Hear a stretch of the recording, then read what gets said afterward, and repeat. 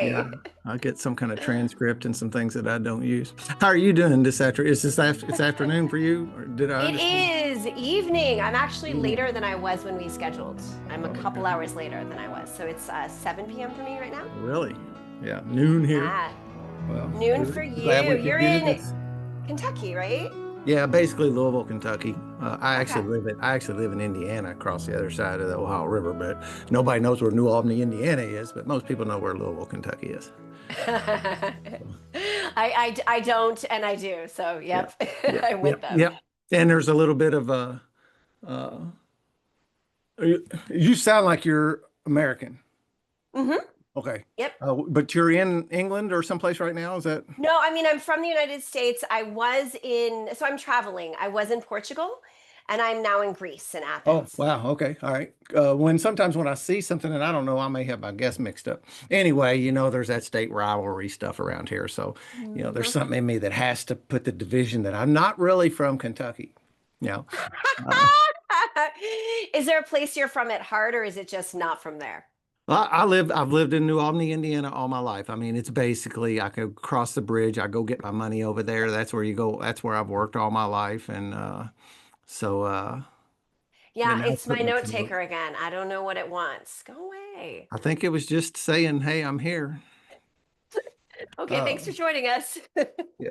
So, do you understand that? I think again, I have a terrible time keeping track of Hmm? all this, and I do it all on my own. Um, you understand this? My podcast is primarily 12-step related recovery I stuff. do. Although I I do like to do. explore people that come in or talk to people that bring other angles because ultimately, I got tricked into thinking 12-step recovery was a way to stop drinking, and it is, but it was actually more so a way to do life. It's a Mm. philosophy of how to have a relatively successful, serene, happy, all those adjectives lives. And the stop drinking had to happen first before I could Yeah. before I could access this other stuff. So Yeah. there's a line, and you probably heard me say that, or maybe not, or heard somebody say it that a few times in the big book, Alcoholics Anonymous, it says you must continue to grow spiritually. Phrases like enlarge your spiritual life. And it's one of the confusing things for a lot of people in the West here that they come in, they think that means some sort of an organized religion, and Hmm. it can, but not necessarily. So I like to have people come I have wonderful people like you bring angles to me that I'm not aware of, and it gives me areas that I can, because then you ask your question, how do I do that? How do I continue to grow? How do I continue to enlarge? Well, one way I have found is exploring these other people's avenues and what they got going on and what works for them. I love it. I love it. I love the openness that you bring to it as well. Thank you. I've been having a blast. I'm in the seventh year of doing this podcast, and I mean it was such a weird little thing, and I actually do two now. I'm a sponsor, and I do Yeah, a YouTube I heard video. that in one of your podcasts. So Yep. so are they completely separate from each other, or how does that Yeah, work? except for that I'm in both. Yeah, but they are completely separate. So it's Uh, double the but podcasting. there's speaker tapes all over the world. People where they're out on the internet. The guys in the old days, guys and gals in the old days, why they say speaker tapes is because they had cassette tapes in the glove box of their cars, and they would trade them and listen to these speakers give Alcoholics Anonymous talks.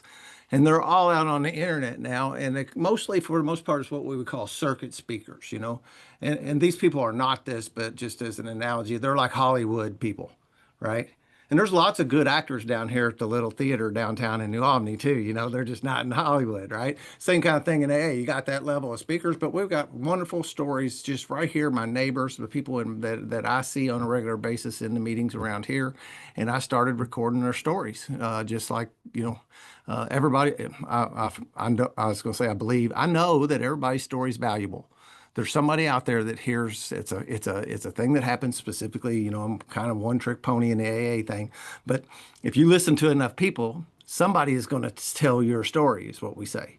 And we feel so isolated, like we're the only person dealing with. I'm the only person dealing with this. I'm the only guy screwed up enough, and that's a function of alcoholism. It gets in there and hijacks you and makes you think stuff that ain't true. Mm. But so I started doing that a bunch of years ago, and it I have so much fun doing it. I just kept on doing it, kept on doing it. And I started to get my sponsor, and he's been on before and telling his story in that same regard.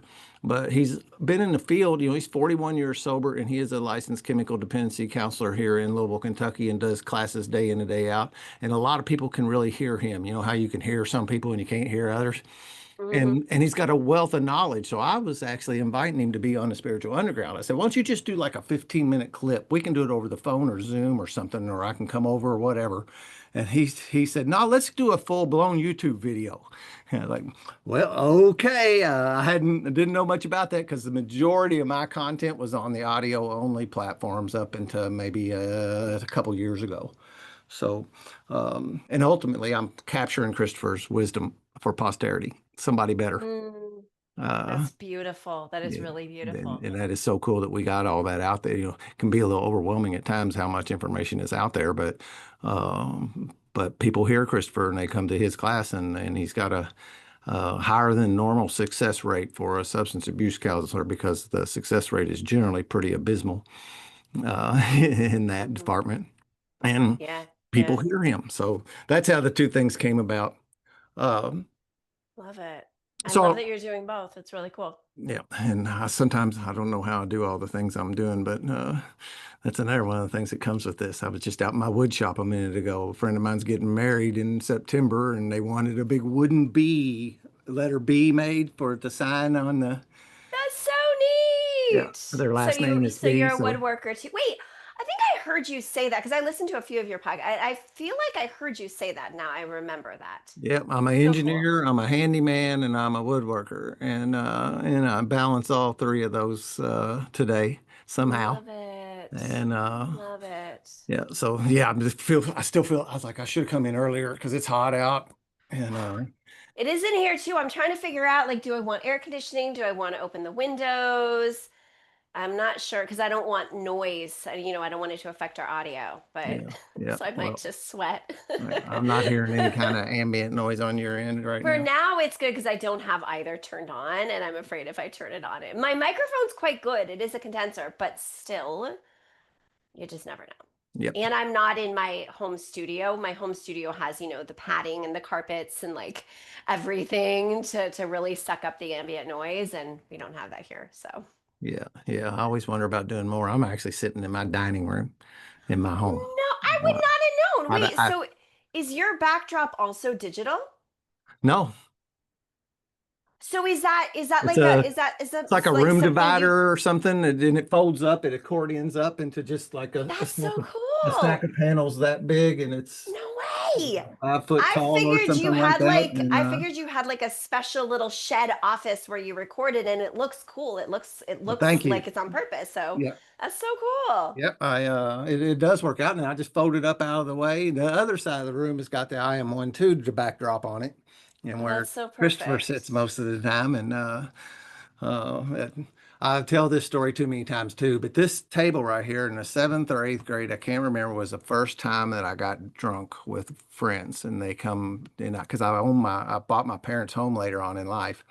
Hmm. And this dining room is this place where I first did that, and I did it poorly right off the bat. I was drunk, and they had to put me through the tub and put me in bed and clean the house because my mom and dad were gone during the day working, and it was a snow day. And Hmm. so today I'm doing something completely different here at this same table. And this table's been was my grandmother's too. It's got a lot of sentimental value in it, period. So Wow, it's now it's seen got a whole many bunch of podcasts on it also. wow, that's so cool. That table has lived many lives. Yeah. It's really So let's neat. get into you. Tell me about, one thing, and I don't know this to be true, but usually I like to hear about how you grew up, where you grew up, a little bit of that, just touch, so kind of get to know you a little better from that perspective. And then, in our world, we have a bottom, right? Something happened and I was doing life one way and it wasn't working for me. And something Hmm. happened Hmm.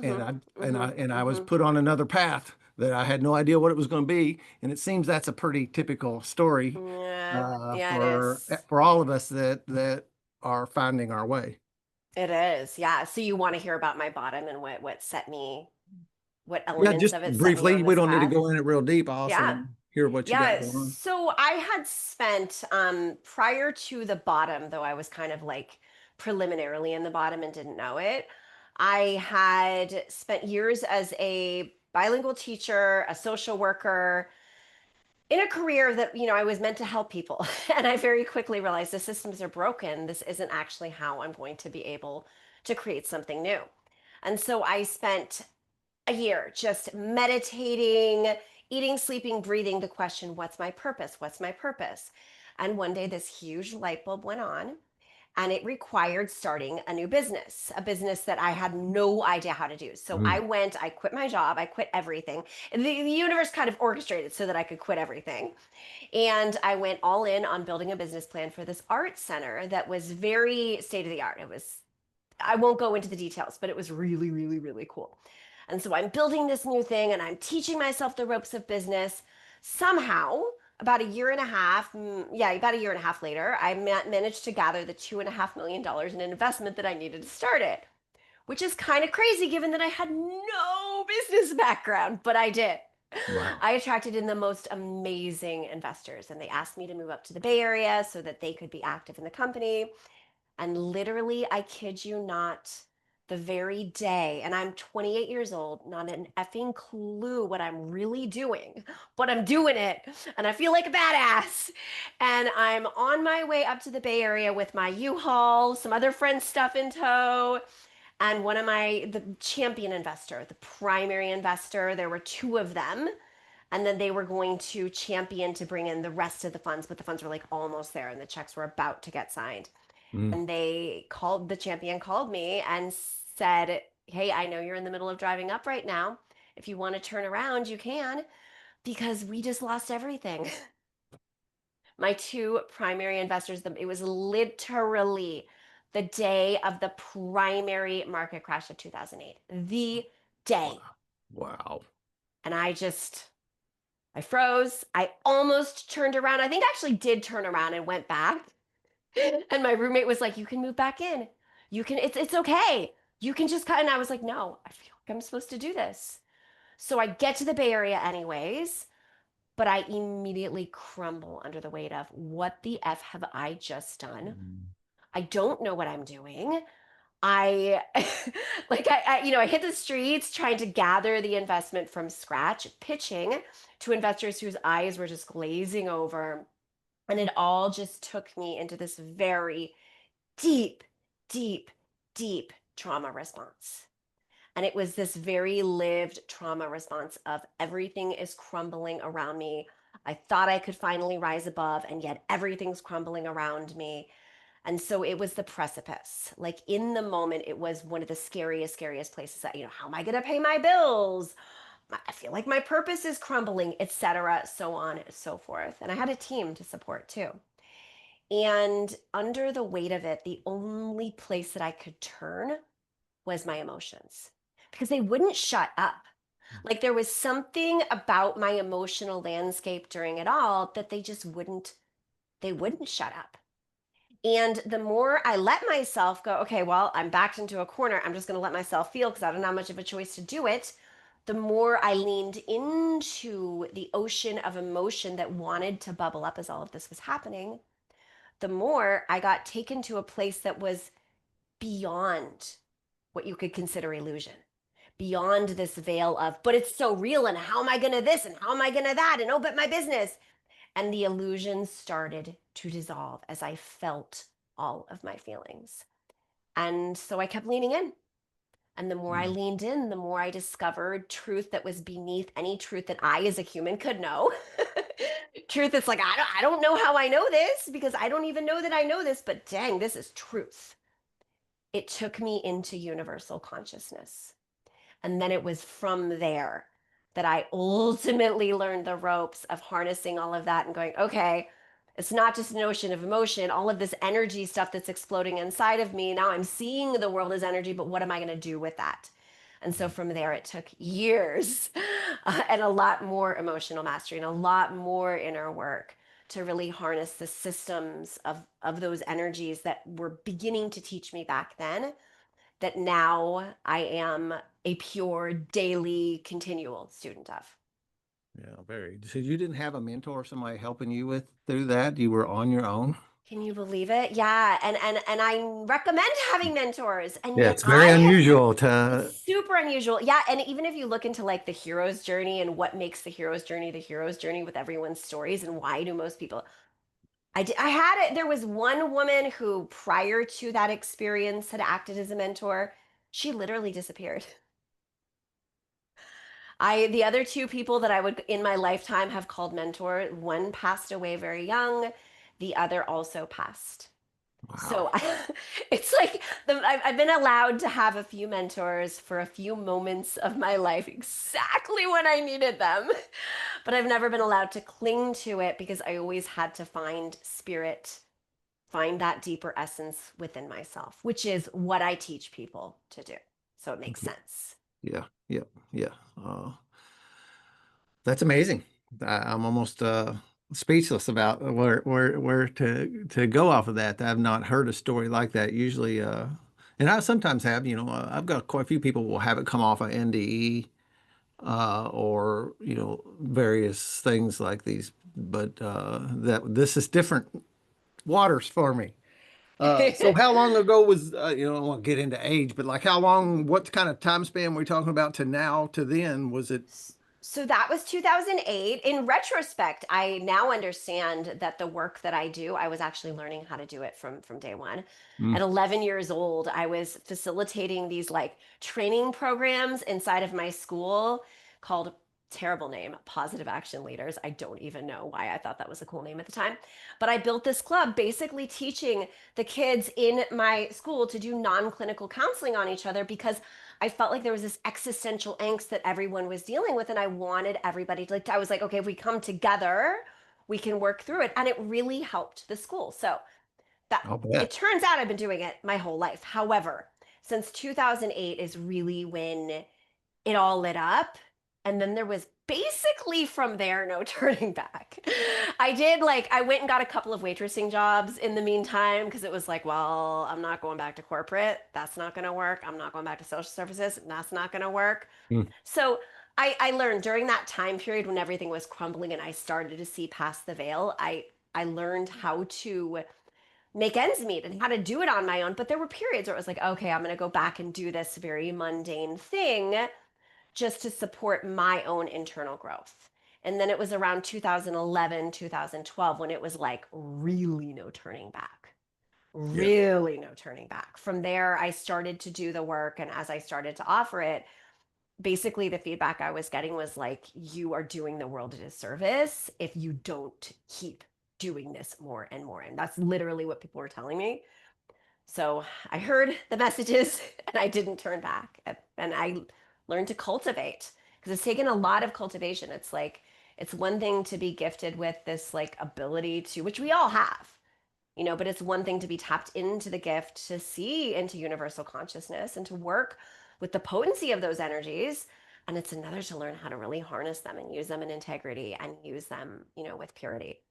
So yeah. it's been a 'Cause I journey. can kind of get with what you're saying at some level, and I will be set. I'm a long way from like purposely like harnessing it, but I do know that at times I can get into this flow thing, and I don't even know what kind of words to put where things.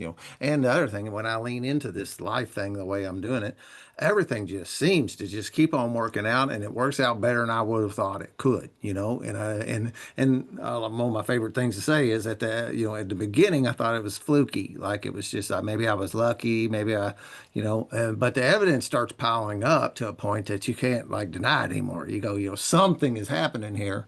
And then, of course, in my circles of men that we work with, same thing, similar kind of stuff, where you were mentoring people and guiding them through, and they're a wreck when they show up. And then watch in a matter of months. I mean, it's phenomenal what these, and I've primarily, my home group is a men's group, work primarily with men, Love it. to watch their lives transform and from a point where, they are doubting everything we're asking them, think it's all stupid. Some of them are even honest enough to tell you that, get up Mm-hmm. and share. Mm-hmm. I think this is all stupid. I have no idea, but I look around this room and it looks like a bunch of guys are pretty happy and having pretty good lives. So I'll just keep on going. And then you get that point later on when they're glowing all of a sudden and they're coming in and talking about hey, everything, just that, this, that, where wives are, the relationship with their wives are better, the relationship with their kids are better, the relationships Mhm. with their parents are better, they're getting promotions at work, and just things are just rolling along for them. And it doesn't make a lot of sense in a way, right? I mean, you Mhm. probably have like, I don't know what you know, I'm pretty sure. Uh, but I've tapped into it. I've had my toe in the water enough to know that there's Oh, something you're big. in there. Oh, I can feel you're in there. You get it. You get it. It doesn't make sense. And yet, when we open to it, it shows us what does beyond what we thought could. Like, I see this all the time with my students too, because I work primarily with business leaders. So, I would say about like, used to be 80%. Now it's about 60% of my clientele are men, 40% women, but I love everyone. But the men, especially who come to me, very binary, very logical. Not all of them, but many of them, very binary and logical. And they'll say to me, look, I'm super skeptical. This doesn't make any sense to me. I'm like, all I want is to stay in resistance around this, but nothing else was working. And I've tried every other personal growth, modality under the sun, and I know there's got to be more than this. So they will open. And the ones when they open and they just show up, what happens, generally speaking, is they find a new version of logic. So the Mm, logic that they had initially, they have to just let go of everything that they understand and just stop trying to understand it all.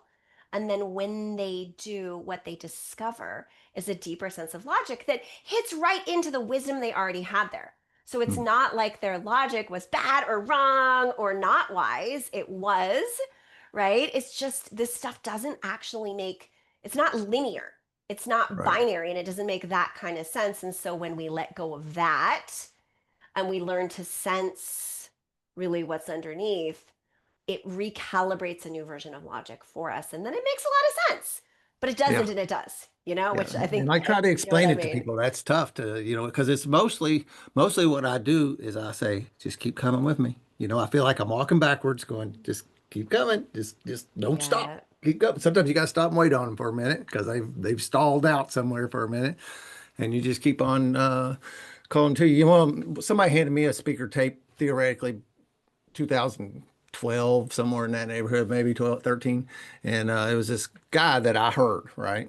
I mean, his whatever he was saying on his speaker tape, and I've been listening to him for all these years. And then here a few years ago, he got in contact with me wanting to be on this podcast. And he's a little bit like a hero to me, right? This guy. But now we've developed this relationship. He lives down in Nashville, Tennessee. He's not far. I've gone down to visit him. He's coming up here to visit me before too long. And he's got a whole lot of these. He's kind of a Tennessee country boy. And one of the things that made me think of what you were saying and thinking about him is he's got a line where he says, "What I think I know for certain ain't true." I And love that. there's I just these little love simple that. country kind of sayings that he pops off, and that's the kind of things that always made sense to me whenever I would listen to him. He's 82 now, Mm. and it's another one of these. I say miracles. I call them miracles. I have a list in my phone, and my sponsor started when I first started getting sober because I stood in front of a judge in New Albany, Indiana, down here. That I got caught burglarizing houses, stealing pain pills, and they told me I was going to go to prison for Indiana Department of Corrections for 6 to 20 years, and I didn't know what to do at all. And a Mm. friend invited me to this men's group, this spiritual underground group of Alcoholics Anonymous, and I went there, and these guys started supporting me. And the guy that I wanted, I wanted that guy to be my sponsor, but he never. We raised our hands in that meeting, and he never did. And one day after a meeting, and I had done what a burning desire, I was twisted up tight, and he come right up to me after the meeting, and he said, "I really heard you, and I want to work with you." And the reason he doesn't normally take on newcomers is because he works in that treatment joint with that energy all day long, every day. He likes to get somebody that's been down the path a little bit, and as he says, help them get to the next level and help them level Hmm. up in their recovery later Hmm. on. And I was the exception, and I didn't spend a day in jail. And things Amazing. just started happening, and Wow. and then he said, as they were happening, he doesn't remember telling me this, but he said, "You need to start writing this stuff down, Dan, because in a little while you're going to forget. Uh-huh. You're not going to." And Yeah. he's right, because something will prompt a memory now. But these things, and I'll get that list out, and go back up to the top of it and go, I forgot all about that. Forgot. And I Oh my still add to it. goodness. I still add to it now. And Yeah. I encourage other people to do the same thing, kind of like a long-term gratitude list, because it's real easy for me to forget Mhm. where I came from. Do you Uh, know why he chose you though? Do you really know? Tell me, I know the right From what answer to I'm that seeing, question. so from my sense, is that it feels to me like he chose you because, okay, so if we go back to not just you, prior to you, why was he preferring to work with people that had already been down the road, ready for a next level? Because they were already open. Hmm. They had done enough work that they were open. And so he could actually support them in expressing this whole other level of power. When someone's still very, very, very closed off, it takes a lot more, a lot of like softening, softening, softening. And so someone with the power that he had cannot do justice and full service with someone who's just not ready. But you were ready. That makes a ton of You sense. were a newbie, but you had it internally and you were open to it and you got what you got even though you didn't get that you got it yet. Yeah. And you'll hear 10 years down the road, it's been we're best friends, and I've got a relationship with that man that I can't say enough about. I will Mhm. tear up even just giving it my full heart to think about it. Uh, that makes a ton of sense. And um, it is tough to crack them early eggs, Mhm. and some people, I hate some of these phrases we use, but some people just are not ready yet. They're just They not. just aren't. And And I've, for me, it has taken so much honing and clarifying of like, well, do I serve people who are brand new to this kind of work or do I not? I do not market to people who are brand new to this kind of work because on average, they're not ready. And all it's going to do is they'll sign up for the program. They will resist, resist, resist, resist, resist, and then think that it's yet another program they purchase that isn't working. And I am not letting that, like, that is not the kind of energy I want. And I yeah, don't want to have people feel like they were harmed. Even if they weren't harmed, I never want people to even leave my arena feeling like they were, right, yeah, right? And yeah, so I generally don't let those people in. But every once in a while, somebody comes along that's like, they're brand new to the work, but I can tell they're deep feelers. They're deep thinkers. Yeah, the deep thoughts can get in the way just as much, but they're ready. Like there are some people like you that are just so already connected and they just don't know that they know yet. yeah. So I it's giggle it's too. interesting. I learned that when my sponsor would say, and you just reflected that same similar kind of question to me, he would say, "You know what that is, don't you, Dan?" And there was a point in time when I would try and like logic that out, and it didn't take me long. That my answer is no. Why don't you share with me what that is? And instead of sitting here thinking I know, and I just got that little bell when you said that too, because I have a piece of me that wants to say, yes, I do know, and here is what it is, right? But I've learned no. I'm being offered an opportunity to grow and learn something here. So say no, I don't know. Why don't you tell me? Yeah. Our knowing is so much stronger when we do that too. That's the perfect, beautiful irony. It's like Yeah, there are the things that you do just know that you know, but when we know that we don't know and we're open about the not knowing, it actually turns out that then the things that we do is like whatever you is available to know becomes stronger yeah, and yeah, purified because we yeah. let ourselves not know. I worked for a place. I started out as a draftsman in 1991, and they quickly promoted me to an engineer. And I worked there for 28 years. 24 of those years, I was an alcoholic addict. 4 years, I was sober, and they laid me off in 2019. It was perfect though, and Mm, even though the shock, and I'm human, like you said, feelings are feelings, and sometimes you just got to have them and lean into them. yeah. But I knew at the moment that something else was opening up for me. I wasn't even scared, and they gave me a great severance package, and I just had just graduated from yoga teacher training on the same weekend that they laid me off. I didn't. I was like, I don't think that's it, but we'll just roll with it. And this Yeah. I have this bunch of skills that I'm just great at fixing things, like cabinet doors, just stuff around the house and other things. There was never a handyman in my house. My 87-year-old father lives with me. He's got like an apartment upstairs here, so we're back in the same house that I grew up in. Oh, And my that's so 21-year-old neat. son's here too. Uh, Wow. but he taught me so much. And this girl who I knew was a realtor was needing some work done on a house that she was trying to get ready to be sold, and she knew I wasn't working, and she asked me if I'd be interested in it, and I was like, sure, I'm not doing anything else. I was sitting around living off my severance package, wondering what God, the universe, was going to bring next, and just be patient for that.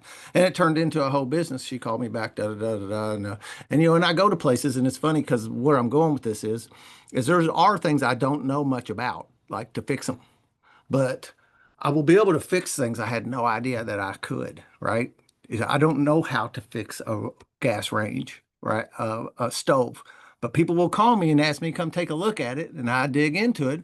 And the same thing happens when you're working. You mentioned this too, when you're working with other people too, that when something will come out of my mouth to somebody that I have no idea where that just come from. Hmm. And they're blown Yep. away and they're understanding and we're grooving and you go, I even most time I'm honest, I have no idea where that came from.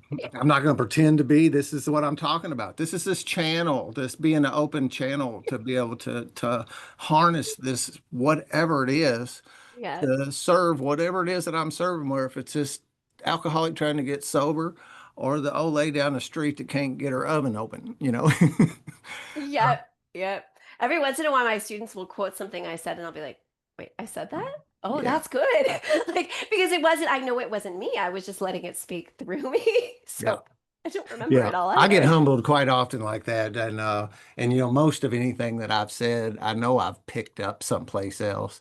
And I remember being brand new, and there's a guy called Big Jim, and people would always quote Big Jim. And he's still around here, a whole bunch of years sober.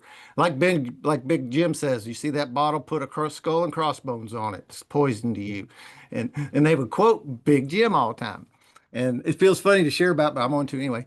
Before long, I'm down the road and I'm sitting in meetings and people going, like Dan says, you got to, and you hear it. And I had an old timer was with me the other day and he said, if I hear my name twice in a meeting, it was a real good meeting. And he was mostly joking and being, uh, and a friend of mine, a new guy, was sitting by me. And then when we walked outside and we hang around and talk afterwards, he said, Dan, I think I heard your name mentioned a half a dozen times today or tonight. Oh, And it does, it touches you, but yeah, there's a piece of like not taking credit for it, right? At the same time, I got to keep some humility in here somehow or another, or exact. it'll be Yeah, trouble.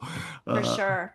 and that's For the thing, sure. like with these podcasts and this kind of stuff, I have that's a good thing my sponsor does, man. He keeps my feet on the ground and my head in the clouds, and I get to participate in both places. And he'll let me know when Dan starts getting a little bit too full of himself.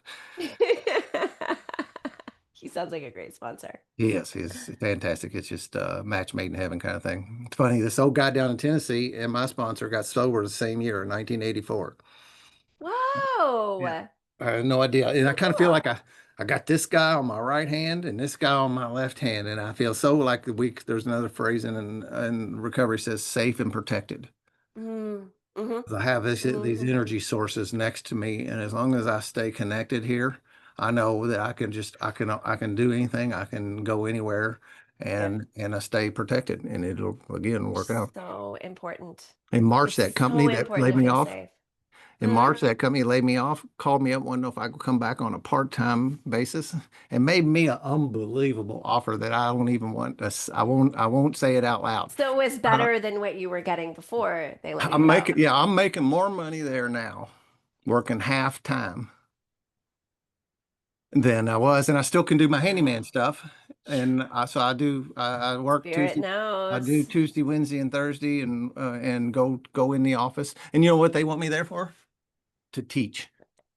That's my only job. They've got a whole bunch Ah, of new people, and I've got 28 years of mhm. knowledge and thorough knowledge of these very complex pieces of machinery we build. It's They're a giant big boiler for the power industry, very complex. And I love that role, man. I feel myself get into it when I get into that hmm. teaching thing of sharing what I know and helping that guy learn it.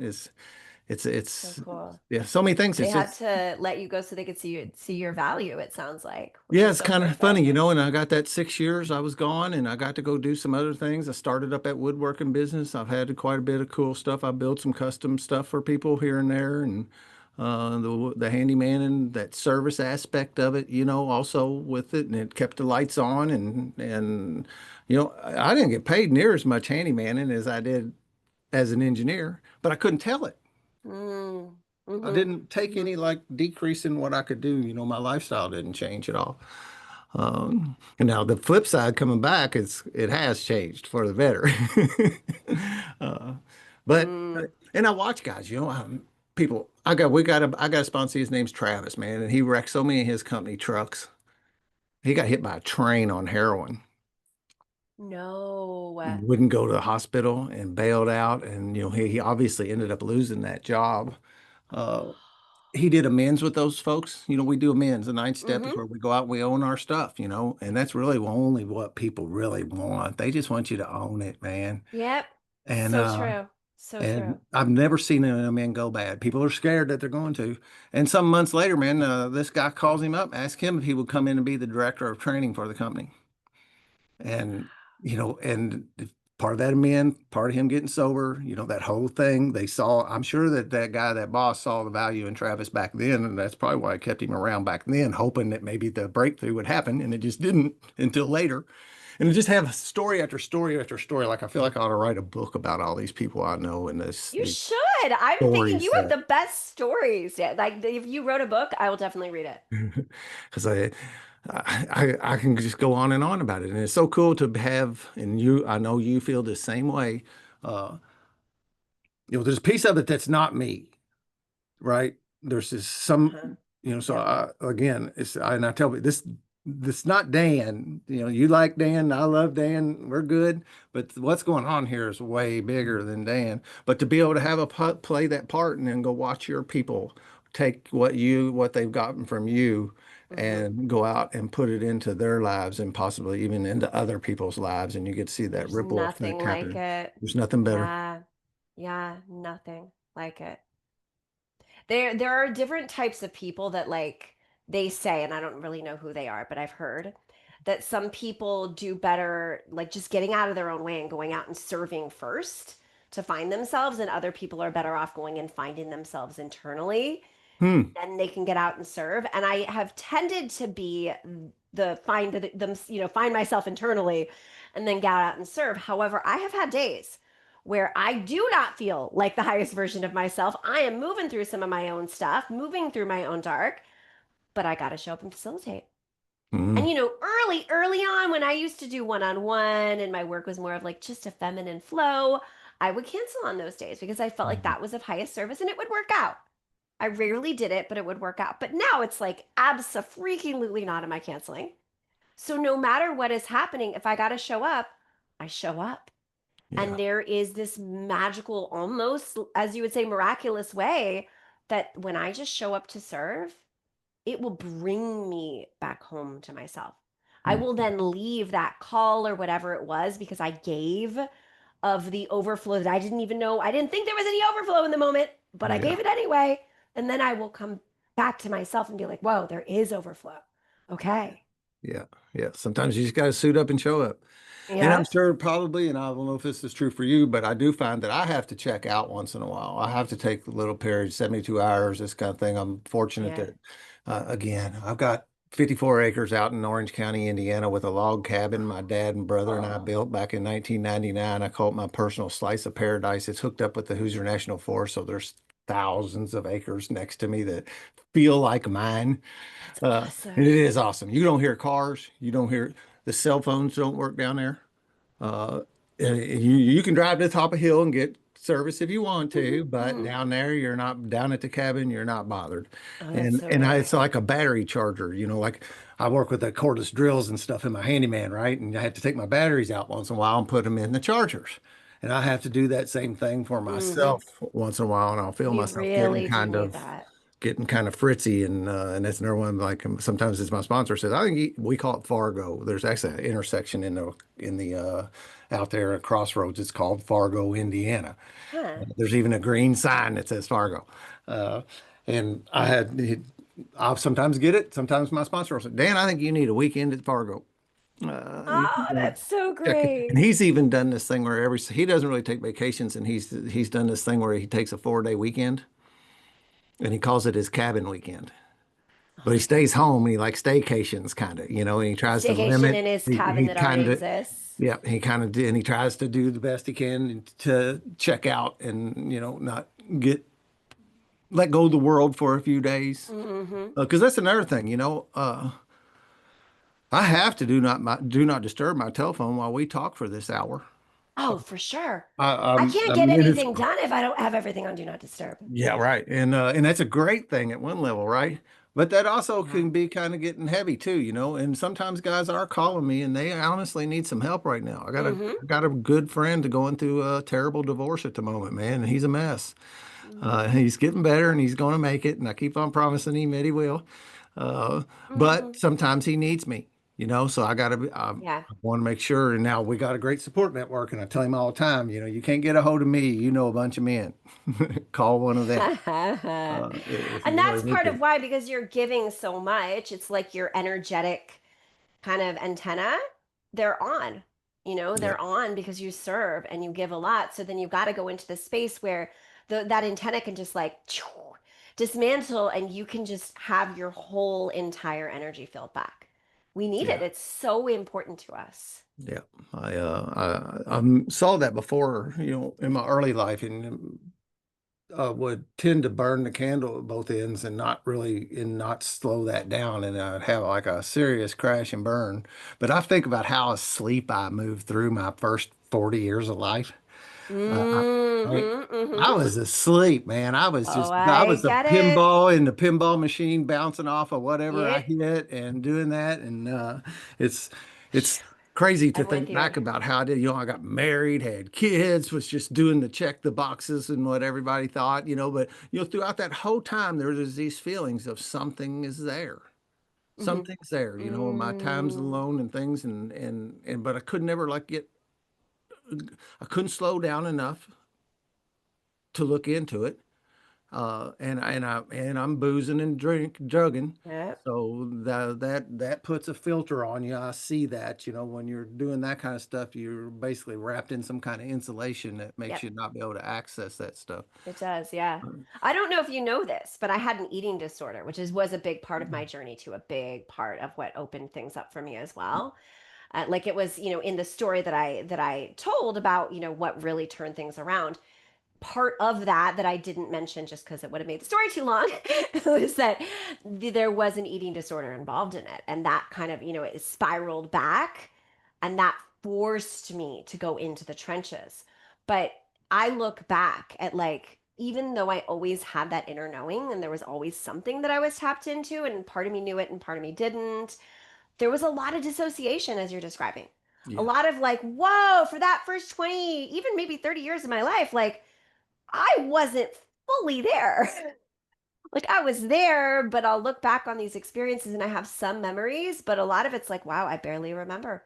Not Yeah. as vividly as the way that I remember the aliveness I have since learned to experience. Right. Yeah. It's like looking through a veil of some sort, kind of. And things will come and some things, through this work, there were some things that I participated in both willingly and not willingly when I was a little Mm. boy that Yep, I yep. wanted to disassociate from, man. I ran from that Oh, stuff. yeah. I had a Hmm. homosexual relationship with a little boy for years when I was in Mm. my younger stuff, and it was actually my sponsor to let me off the hook on that, as a take it Yeah. to the grave kind of thing and go out in the world and prove I'm not, again, this is not anti-gay, I'm just not. Uh, Yeah, I get but it. I had And to when go out and you, prove that I wasn't. People was like, "Why's he got to act like that?" yeah. I got to make sure and also I know this guy, so I needed to stay distant from him because I couldn't let him get in my people and let them know. And there was a The whole thing person who going on with that. had abused We were originally. we were consensual, if it's crazy enough. We were just little Mm, boys, man. And I get and it. I know him I totally today. get it. Uh, it it traumatized me. Yeah, He yeah. saw it as a warm, loving piece of his life as an adult. He's gay and he's married today and all that. And he looked at it. And I went to do amends with him, man. And I don't hope he don't watch his stuff. If he does, he does. Mhm. But at the last minute, I realized that this guy was looking at this event in a completely different way than I Completely different was. And perspective. if I would Yeah. let him, if I was going to say what I was getting ready to say, I would harm him. And that is what we don't do. We don't go out and do amends that's going to harm somebody else. And thankfully, God, I, whatever, said, "Burp, put the brakes on yes. it. Let's just have lunch and have a good time and get back to know each other. We hadn't seen each other in 30 years or something. Mm, And but carrying that kind of stuff. And I don't know anybody that really, I get to sponsor. I've sponsored a lot of women. I had that opportunity. That's kind of not something we do, mm-hmm, but in this I am one too thing, it's for everybody. It's the 12 mm-hmm. steps. You don't have to be alcoholic. You don't have to, there's a singleness of purpose thing out there where you go to OA meetings if that's your problem. You go to gambling meetings, you go to alcohol meetings, you go to narcotic meetings, and we're saying, come on, come all. We don't care if you ain't Yep, got nothing. yep. My favorite thing is that, life, there's got to be more to life than this. And sometimes that's all it is. I don't have any overriding thing that's beating me down. It's just that I'm not doing, there's got to be more to life than this. And And people letting come to us like ourselves that. ask that and open to that, And people to show up at allow. IM1 too for that. And I've gotten to sponsor Mhm. females. But where I was going with that is that early childhood trauma in one way or another seems, I don't know anybody escapes that. I don't either. So I have part of my story too is I did have abuse as a child. However, the sexual trauma aspect, I didn't know. And there was a part of me up through I'm 47. Oh my God, I'm going to be 48 in just a handful of days. I cannot. I'm looking at the clock going, whoa. I'm 47, almost 48. So you're an August baby too? I'm an August baby. Are you also an August baby? Yeah, I'll be 56 August the 24th. No way. I'm August 18th. That is so Oh, cool. Wait, so very you're a cool. Virgo then, is that right? Yep, yep, yep. Awesome. Awesome. So yeah, so around it was somewhere around 40. I don't remember, but prior to 40, the first 40-ish years of my life, I remember saying to my mother, "Mom, I think certain family member who I won't name, though part of me is like, why not name him? And certain family member, Mom, I think certain family member sexually abused me, but I don't know. I just Mhm. like feel like it happened, but I don't know, and I'm certainly not going to go blaming, and I'm not going to, claim it to be truth if I don't know." And I remember my mom saying, like, honey, like if that's yeah, and if you're supposed to know one day, you will. Mm. And then around 40, something shifted, and I just like it came with like some health stuff was going on, and I was like, okay, I don't get sick usually unless there's an emotional suppression. All right, what's going on in here? And the more I tapped into the illness, the more it started to open up. And then the memories, they were like vacuum sealed, Yeah. literally as if they had been vacuum sealed. And then it was like, okay, fuck, okay, now I know. But it was beautiful. It was actually because at that point I had the tools, I had the awareness, I had the capacity to be with it and just let the emotions and the memories flow rather than it re traumatizing me. Right. But where I'm going with that is ever since that arose for me, and then I became very vocal because I started to be able to connect the dots with certain patterns that I had, such as dissociation, as you're describing. That I always thought that dissociation was just a spiritual element of like, oh, I feel so connected to source, which can lead to dissociation if we don't know how to really be with source. That is Mm. true. However, the more I unraveled the sexual trauma, the more I was like, oh my God, this is the root. And then the more I wanted to speak up about it because I knew a lot of other people were experiencing it. Long story short, moral of the story, I don't know anyone who I've spoken to about it who has not said, me too, me too. And I don't mean me too as in the me too, but I me get it. too, like, Yep. I yep, totally get it. happened to me too. Yep. Me too. When I had finally, another thing sources allowed me to do is I have a men's retreat out at my place out there in the country every spring, every some end of May, beginning of June, and I'll have some 30 men come out there, and it seems to always be a pretty good split of some people that have some time and some new guys. I always have I'll have a dozen guys there in their first year of recovery. And so we get that balance, And the first time I got that story out, and it was, because we're safe down there. There's something going on there that's like a safe region. There's Mm, because some spiritual work. That's where I do my fifth steps, where we do kind of like the confessional thing. That's where I take guys down and do those. awesome. Cook them dinner. We spend the night, and uh, so there's like a spiritual energy field that people will walk into there and feel it. And you know that you go to Mm, places and you feel it. yeah. You're like, oh wow, Yep. man, I dig the vibe as I'm feeling it here. And Yep. and for whatever reason, it just come out that night, and man after man after man after man was able to speak about what had happened similar in some other vein. And you feel that release, and that caring, because it's like a big wad of Yes, pus. It's like a big infected nodule down in your soul someplace. it It's is. just festering. And when you actually get it out and open it up, you get to, pop that sucker out and it doesn't carry the weight. And I can speak Yep, freely about this today to anybody, yep. because it doesn't carry the weight that it It once doesn't did in carry the my weight life for anymore. so long. Yep, 100%.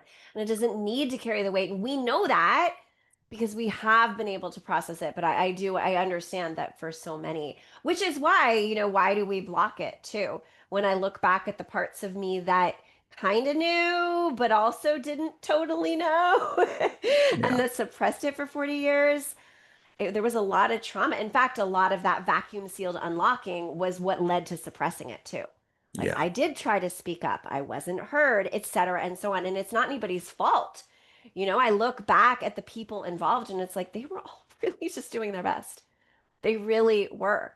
I It love your just, mom's reaction to it too, that she didn't compound it, because that can happen also. well, so there was a, then it was interesting actually. Then when I did tell her the truth, she didn't take it so well. Mm, But it was perfect.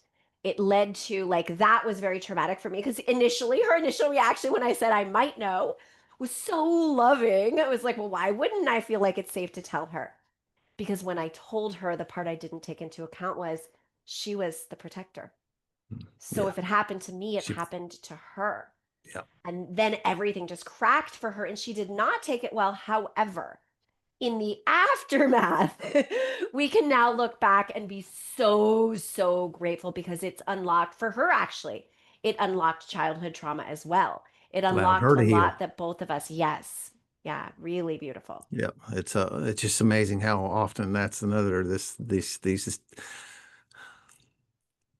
it's almost like there's a template, and we've been doing this for thousands and thousands of years, right? Buddhists wrote or not wrote his was I'm pretty sure he was just like tribal knowledge, verbal stuff, but it got documented eventually, and Mhm. other kinds of these things.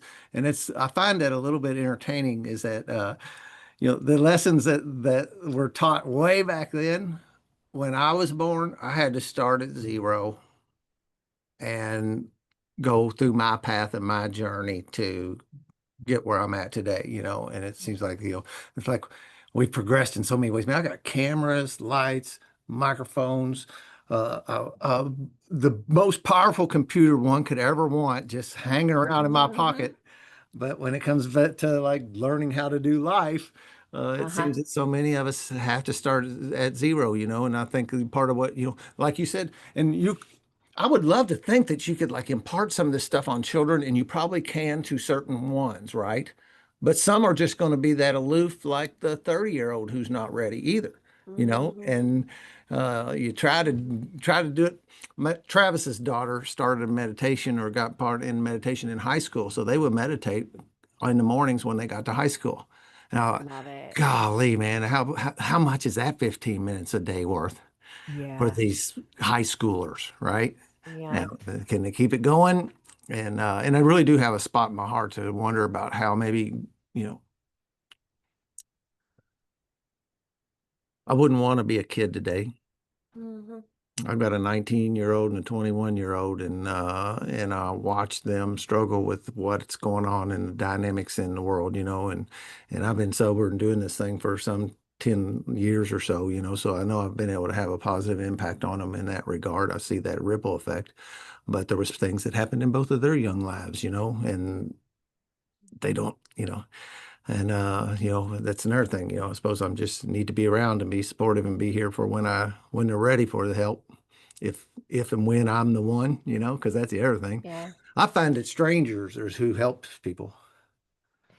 Yeah, It's family is usually so not it's usually interesting. not friends, and guys want to bring a friend in AA and Yeah. sponsor him, and he's your friend, and it's like it hardly ever works, man. My experience is it's going to be some stranger that comes It in that is so makes. often is because there's an openness with strangers. And we attract in, be it like the people that we share DNA with, our actual biological family, whether they're kids that you have birthed or your parents or, cousins, people that you share DNA with, as well as the romantic partners we choose. I often see this with the leaders I work with, the business partners they choose. Mm, We attract in people that basically we've got this karmic stuff that we're unraveling and healing together. And that's going to create more resistance. It's just inevitable. And so, because they are kind of our karma partners, even though they might be also a business partner or a romantic partner or your own child, they're also your karma partner. So, like, yeah, they're the last person usually who is going, or you might be the last person that they're going to respond to, or vice versa. right. Yep. Yep. Yeah. I get a kick out of that little bit of a dynamic, and I use it all the time because I run into it in 12 steps where people want to bring a brother in or bring a whatever. Uh, I have a younger brother, is 30 months younger than me, and we ran and gunned and did lots of fun things. Ultimately, most of my life was a lot of fun. We did. I mean, it really wasn't like tragedy after tragedy. Now I can go back. I got kicked off the high school basketball team, and I was pretty good when I was a sophomore for smoking dope on the bus. Like, how dumb do you have to be to think Which, you can do the that? irony too, though, what you were doing is also legal now in many states. Yeah, right. Yep. I had my first DUI at 16. I got another one when I was 19. I got 16. another one when I was 38. So I've How did got they this let you keep your license at that point? hometown. My dad is well connected. It's a hometown deal with a little money and a good Seen that. lawyer and people knowing the county judge and that kind of stuff. I never got off scot-free. And I I that lost makes my sense license though. for periods like six Yeah. months and stuff like this. So I had some Hmm. consequences, but it never got real bad Yeah. until got caught breaking. I was 45 years old doing that breaking in houses stuff, man. I was putting on my khakis in So, the morning and okay, going to I work as an gotta know. engineer all day long. And at night, I So, was going can around I breaking in houses. ask? I'll And tell if you this is a anything. trigger question, if it doesn't, if it's not comfortable, just shut me down. I'm pretty open. Totally. I'm just utterly curious. So, like, how did you know what houses had the drugs, and or were you just breaking into whatever house? Like, how would you know where to look? How would you know what houses to go to? Because if you're doing it, it sounds like you were successful I enough. was, I, How'd you figure it I out? supported like and this is the other thing that time frames don't work for me anymore, right? Do you have that? Like, Oh yeah, totally. I'm saying this story, but this time frame just, but that's what it Time was. is. So for some Mhm. 15 years or so, I was supporting a pretty heavy opiate addiction without spending a dime. Now, first, I Wow. cleaned out all my relatives because they all had back in the middle 2000s, everybody had a jar or two of unused opioid Something they were medication prescribed that they in never the took. in the in a sock drawer. That's the other thing. You start learning where people keep them. Mm. They keep it in the sock drawer. The dumb ones keep it in the medicine cabinet in the bathroom. Uh, Sometimes it's in the kitchen cabinets, and I joked around that like I felt like I could smell it. Like you could go, I know. And so I started out cleaning out all the relatives, and then that was all clean. And I started looking, Mhm. and I ain't proud of this at all, but old people, senior citizens. One thing I knew is that I wouldn't, I could fight them off. I could get away if I needed to, right? They weren't going to be a challenge for me, Mm-hmm. and they all had some medications in their home. I can see that. I can And see that. I mean, time after time after time, I got away with it and got away with it. I mean, like old people, there's people sleeping in their homes, and I would go in the And you would house still go in. and still go in there Amazing. and get stuff and come back out. And then that one night, I went in this house. I've been going and dipping into this old man too many times. I knew I Mm-hmm. was. And one night I went into his bedroom. I still remember it, and I tell this story over and over again. He's laying in bed facing me. The TV is right here as I come in the room, and the glow of the TV has got this old man. The room is lit up from the TV, right? He's laying in there asleep, and I go in there, and I did this multiple times and go open up his dresser drawer, his top dresser drawer, gets some. I never cleaned him out. I would take some and put them in my pocket. And that one night, Wow. I turned around. There's a silhouette standing there, and that guy had a baseball bat and pepper spray, and he hit me with both of them. Holy And wow. Is I that the got night that you got caught? yeah, Oh my yeah. gosh. And the dude knew Wow. this. It was his son who was the lying in wait because later on, and I made amends to this man. Me and him stood at the gate right here, and that's a whole nother story I could tell. I'm not going to.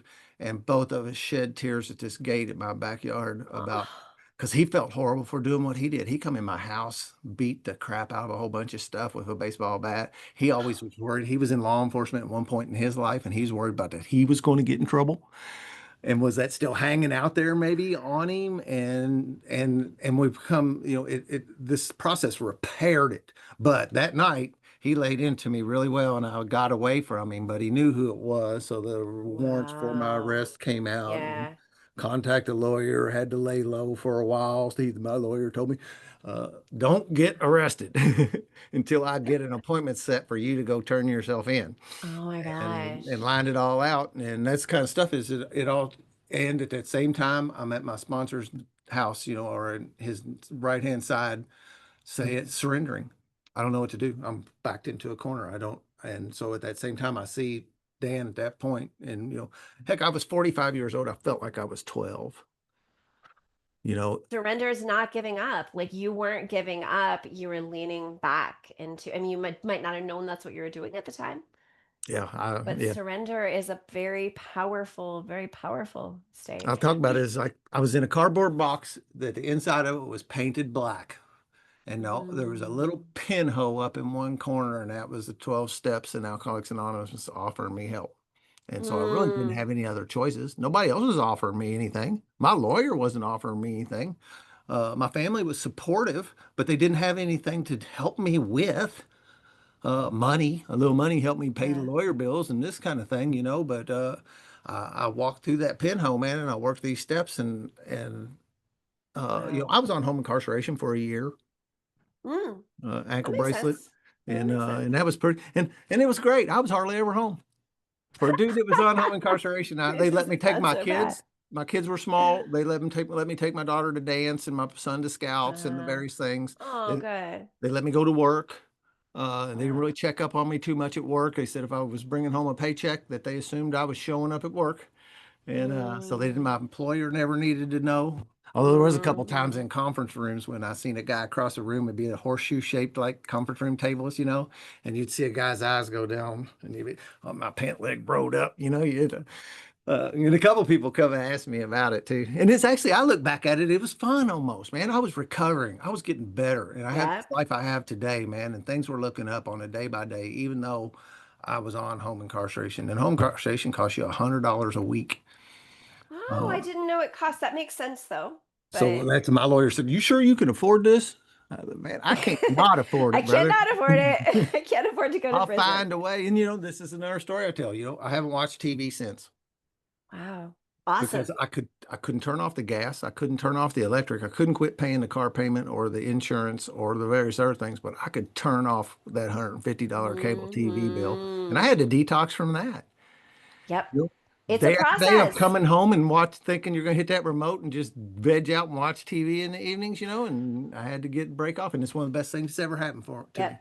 The distractions in our field are abundant. And with technology too. Though those distractions of what's available is growing, so now we have to get even stronger in our fields of like what we're actually consciously creating. Because your story, honestly, like, so going back to the story that you just told, one of the biggest takeaways for me, and I know this is like I don't have a word for this. It's not just ironic. It sounds a little not backhanded. It's almost like don't say this because you don't want to encourage people to, be addicts and it really is a testament to how powerful we are as creators. Because you were such a powerful creator, even in your continual drug induced states, that you could find what you needed, you could source whatever it was, you were able to create that reality because your at the time reality was that you had to have that. And because you had to have it, you found a way to source it. Yep. You're powerful. And then it's just now, okay, now you've transitioned, thankfully. But it takes more to learn what powerful creators we are when we don't have the substances. No, yeah, It's a no doubt. stronger, it's a more challenging path, but it's a much stronger path. Yeah. And what seems is another one of these patterns, these universal laws. I talk about them like gravity at some level. They That are. what looked like was the worst thing in the world could ever happen to a dude like me turned out to be the best thing could ever happen to me. 100%. So when I watch, I can share that story with people who are, having that same go through because life has some tough spots. And I don't think, where I'm at today is great. I would not project that I've been at my last bad spot. Something else is going to happen. Life is just We going to don't know life, what we don't know. It includes that too. But I can go through things a lot more healthy today and process them in a lot more healthy manner today when I walk through stuff. My mom died when I was 14 months sober. That was rough, and there's been some other kinds of things that's happened in that kind of realm that not personally to me, but to my loved ones. And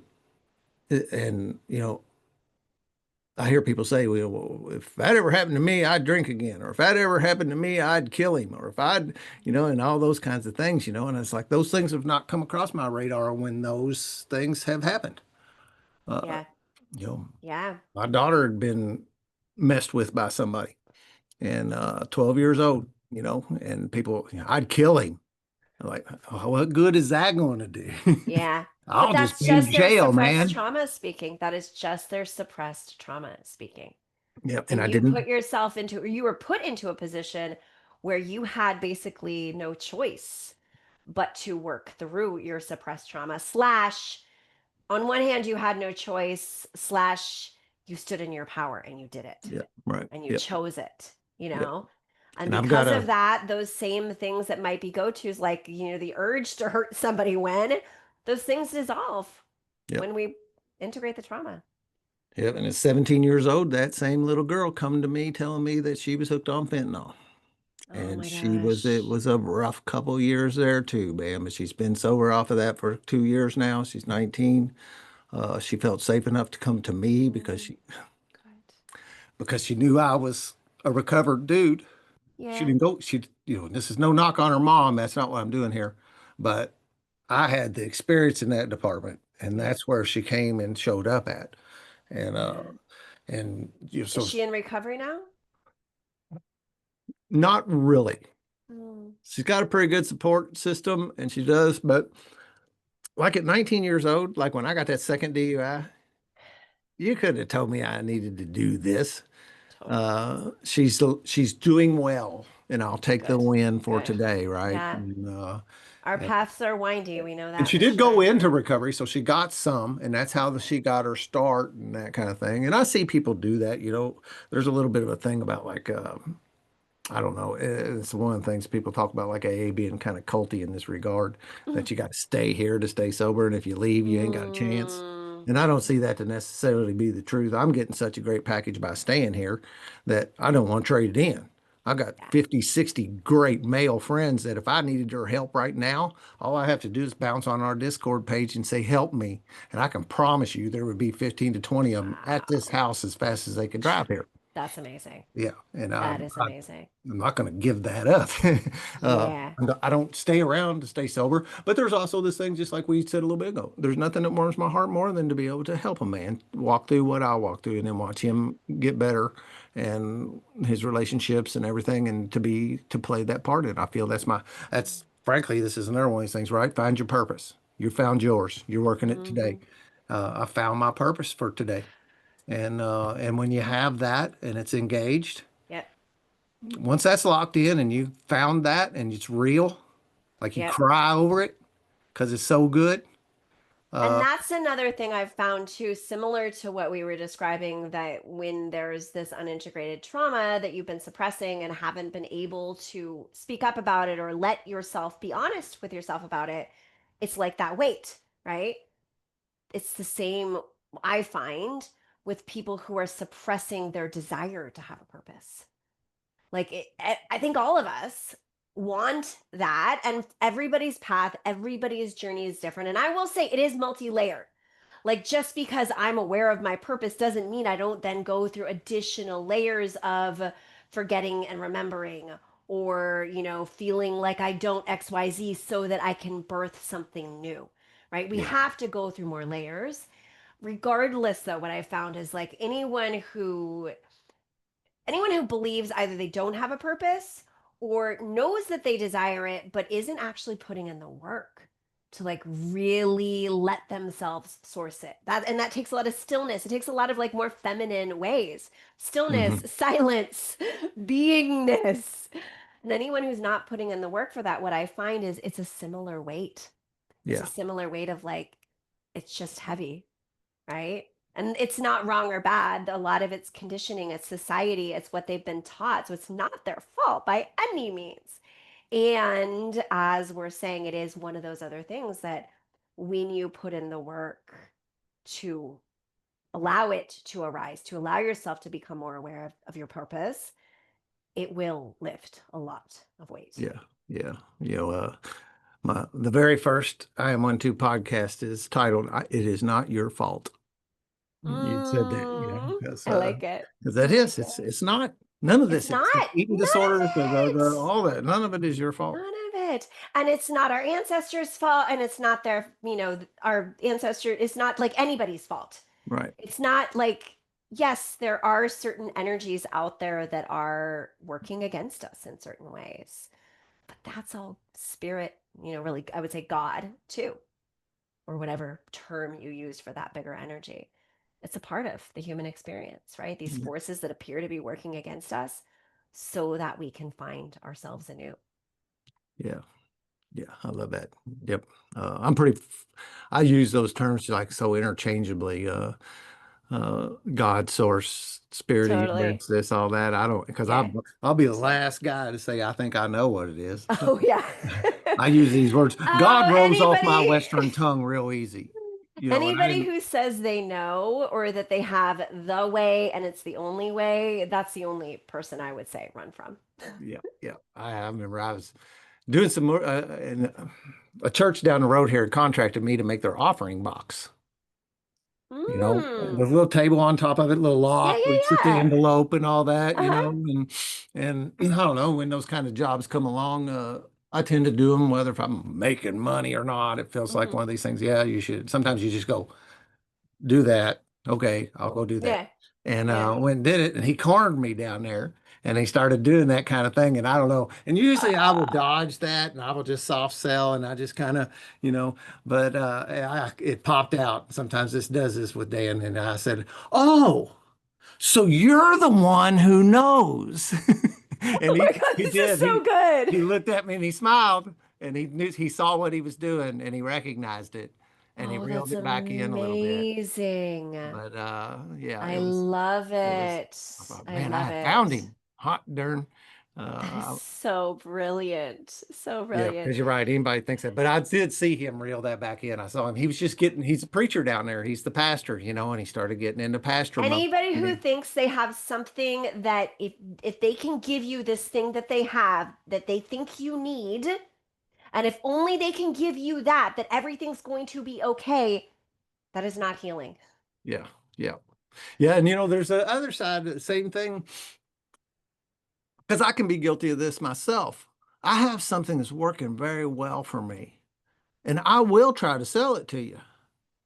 I will, It's such a you fine know, line, right? Knowing yeah, that you have something that you know in your bones has served you well, and you know in your bones that when other people open to it, it is likely to serve them too. yeah. I have experience But with not sharing it and being people the getting better. pusher.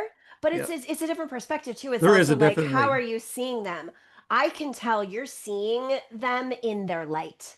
Yeah. You're not seeing them in their suffering. You're not seeing them in a sense of lack. And often, the kind of person that we're describing, what they're doing is they're actually tapping into their unconscious feelings of not enough, Mhm. their unconscious suffering, their unconscious pain that they're not working through, projecting it out into other people. They're suffering. I have to help them. And it's like, no, dude, that's your suffering. But I get that you want to help, and I Yep. value that. Yeah, around here we got Jehovah Witnesses that come around, knock on your doors, and it's kind of a running joke kind of thing, Yeah. And I used to be bothered by it too. There was a time, but I realized today that they're doing nothing different than I'm really doing with my 12-step work. They're just coming and asking and saying, "Hey, if you're open to this and you want some of this, what we Yeah. got, we're willing to share it with Hmm. you. And if If you're it's done not, with have a openness, great it's day absolutely beautiful. and watch Yeah. go down the road, and Hmm. uh, they've never, I don't know. It's funny to hear. I think that comes across with a lot of people. have religious trauma where they have felt like this stuff has been, Yes. and it might be true, that they feel like this stuff has been crammed down their throat and therefore they like That's the thing. reject it wholesale and they miss Yeah. out on this because of that. The old forest, you miss the ugliness of the forest for some of its trees, 100%. or miss the beauty of the forest for the ugliness of some of its trees. There's truth inside of everything, and everything is really all how we use it, right? Like you can take water and you could actually kill yourself with water, or you could Yeah. use it to hydrate. Same with fire, the same with anything, any tool, any awareness, etc. Yeah. And it's really common for people to take, religious principles and use them to harm out of their own unconscious pain. But a lot of those principles, many of them, are built upon truth. It's just, again, how you use Yeah. them. Yeah. I'll also say, in my life, it's had a lot to do with the teachers that I've had too, that have been able to Mhm. come to me in a way that I could receive it, that it wasn't brought Yes. to me in a way that I Yes. instantly wanted to reject it. And I try to Yeah. be that man today too. Those two guys I was talking about have been beautiful examples for me in that regard. And I try to carry on their legacy to be an inviting force, Mm-hmm. Mm-hmm. not a repelling force. Yeah. I've had students in my container in my programs who are recovering from religious trauma at the exact same time as students who are devoutly Christian or Catholic or Mhm. Jewish or Muslim. And I had one Catholic student who loved the Bible, like really loved it, but his relationship with the Bible was very much one of cleanness and truth. He didn't feed into the patriarchal stuff. He didn't feed into the lack, where it had been twisted. He really got the core truth. So we would, at the end of basically every live session, he developed this routine of he would go into the Bible and he would pull, because he knew it so well, he would pull out a verse that spoke through a summary of everything we had just worked on that day. Yeah. Isn't that amazing? And I let him do it because it was like Sure. I knew for him it was pure, and it created a lot of healing for the students who had dealt with religious trauma because they could see, oh, so Huh. I don't have to, like, that doesn't have to be my world. I can leave that world, and I don't have to hate it or believe it's all about harm. Like, there is light and there is truth there too. Yeah, yeah. That another one of the men in my life, he'd said something one night. He said, I just heard him talking, and he said, well, I like to think I can draw from all the ancient spiritual teachings. And that simple little phrase, Yeah. I was like, oh, you can do that, huh? I thought I had to get in a box and stay there, you know? And And so many of them preach that too. Like the Buddha, who we would call the founder of Buddhism, wouldn't call it a religion. Jesus would not have let it be a religion, nope, he wouldn't have. right? Yep, Most of what these religious principles were founded upon was actually either anti-religion or just not religious. It was humans that then organized it yep, into this like separation game, which is not what it's about. It's not about separation. It's yep. about So us as a I collective. find myself quoting the Bible quite often. I'm not really a There's a big lot Bible of guy, greatness but there. there's a lot of good stuff in there, I'm and technically Jewish, but I totally see beauty in the Bible, tons of beauty. And I see beauty in the Quran. I spent about 4 months working in Morocco, mm, loved it. And the Muslim people that I worked mostly with Muslims there, and they really got my work. Because when we're nice. talking about these universal principles of consciousness, those that are really open to the truth inside of their religion, again, not the gaslighting, not the patriarchy, etc., but the truth, they will just tap into universal consciousnesses like they already get it. Yeah, yeah, yeah.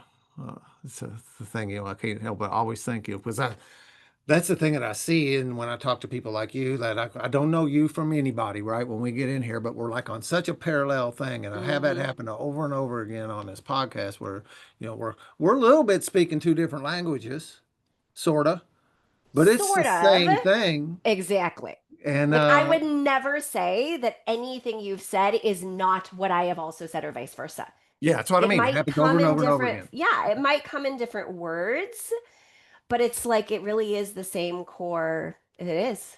Yep, that same core truth and Yeah. love and that kind of stuff. Yeah, super cool. I've kept you for a little bit longer. Normally, I try to hold them at about an hour, but sometimes I just talk. I'm good at talking.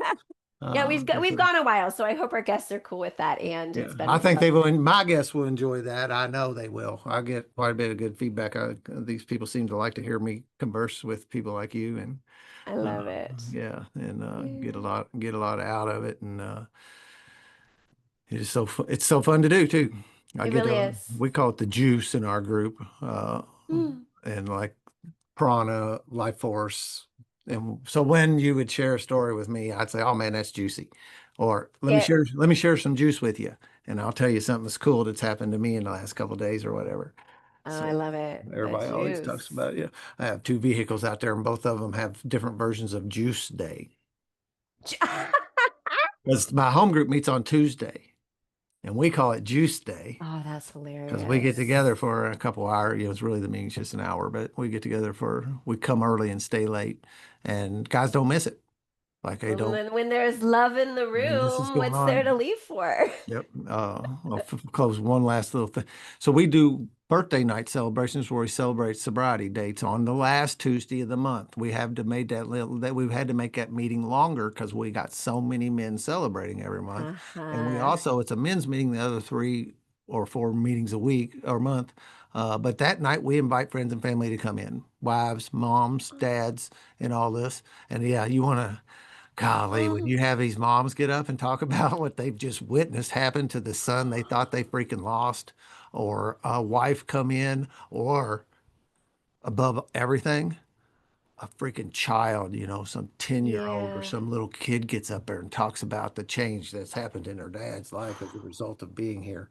And that is powerful. yeah, oh man, it's like That something is you do not miss. powerful. I do not And miss that. I think people really underestimate the change that's possible for their children when they shift what they've been needing to shift inside of them. Because I see this with my students too. I am not a teacher of parenting. I, I worked with kids a lot in my background, but I don't have my own children. I love being an auntie, but I don't have my own kids by essentially by choice. That's a long story. But anyway, I don't have kids and I don't claim to teach parenting. And yet, no, well, all of my students actually who have kids report results with their children as well. And things Yep. will literally change in their kids' behaviors too because they shifted what they needed to shift inside of themselves. It's in our DNA, so the kids will shift too. And there have been studies that prove this will happen. Yep, I see it all the time too. In So both directions. powerful. I see, like, some of my friends' moms and dads are like have bought into us, man, and they invite us over for pool parties, and they want us around. They want our Love energy to it. come visit them, Yeah. and they come visit us, and without exception, they come in there and compliment what is going on here amongst this group of men because well, A, you don't see it around men that awful much, not like what we're doing. I'm not exposed to it hardly ever. Some guy's pastor will come in to celebrate his birthday, and over more than once I've heard them say, "This is what church is supposed to be like." The love and That's the support awesome. and all that, Yep. like first century Christianity kind of stuff, where we're just there for one another, Yes. and it's so cool. Just and of course, I call them higher power attaboys.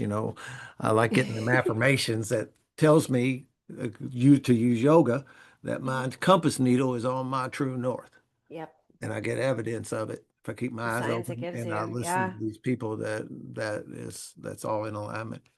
Mm. So beautiful and so Yeah. true. It's been great to get to know you and talk to It's you. so lovely, Dan. Thank you for having me. This has been fabulous. Yeah, my that guy down in Tennessee, he's got a book he wrote, and he says, "I think I'm God's favorite kid," and I can reflect that sentiment too because I just feel so Mm. fortunate to be able to get hooked up with people Yeah. like you and have these kind of conversations and raise my spiritual vibration greatly for foreseeable future. Or you could just say like attracts like because you are a wonderful human being. Well, thank you. Thank you. Yeah. Oh, thank you for carrying this lantern. I'll close with this. Two things I always say. If you're not having a blast in your recovery, you're not doing it right. Truth. We define recovery as to, and you can look it up in the dictionary, to reclaim that which was lost or stolen. And some of me I lost, and some of it was stolen. And in recovery, I'm gaining that back and getting back to the real Dan. And uh, and I like to say this same guy that told me about the drawing from different spiritual teachings. He said, "You must participate in your own recovery." Mm. So I thank everybody for allowing Jordana and I to participate in our recoveries in this manner today. Thank you, everyone listening or watching. I don't know if they'll be watching as well, Watch you both. but thank you, everyone. Did you not want the video on? No, oh, no, Okay. no, no, no, no. We're Somebody good if hit we me up record with a it. no Oh, no, video thing. no, no, no. I say you're way too Oh, pretty to not be on video. So, well, thank you. I appreciate that.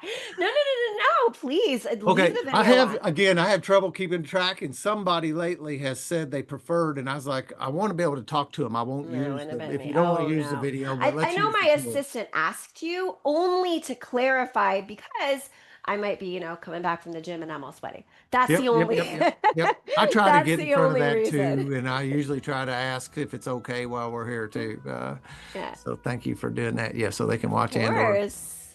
Yeah, so All thank you right. everyone watching and listening. Yeah. Enjoy the rest of your evening. You too. Thank you for Bye. having me. Bye. Take care.